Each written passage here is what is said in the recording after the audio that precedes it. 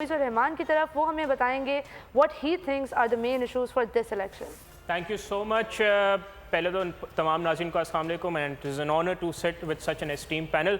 देखें, ये जो US इलेक्शन है ये बहुत जैसे सब ने जिक्र किया कि बहुत पोलराइज्ड इलेक्शन है और इसमें एक्चुअली जो जैसे फॉरेन पॉलिसी पे तो काफ़ी पाकिस्तान में कवर किया गया कि वो पिनिकल है इस US इलेक्शन के हवाले से, बट जो अमेरिका के जो अंदरूनी मामलात हैं जिनकी वजह से polarisation is through the roof, वो एक इसका बहुत मेजर फैक्टर है जो कि पोलराइजेशन की जो बुनियाद रखी गई दोनों साइड्स पे। एक तो है रो वर्सेस वेड जो सुप्रीम कोर्ट का फैसला था अगेंस्ट अबॉर्शन, जो कि उस सुप्रीम कोर्ट के फैसले की बुनियाद ही आप समझे कि डोनाल्ड ट्रंप ने रखी थी जब उन्होंने सुप्रीम कोर्ट की कॉम्पोजिशन कम्प्लीटली चेंज की।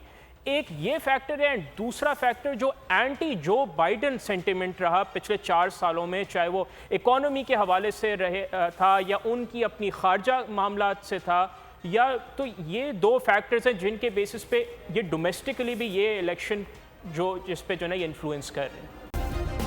सब्सक्राइब करें और बेल दबाएं ताकि कोई खबर रह न जाए।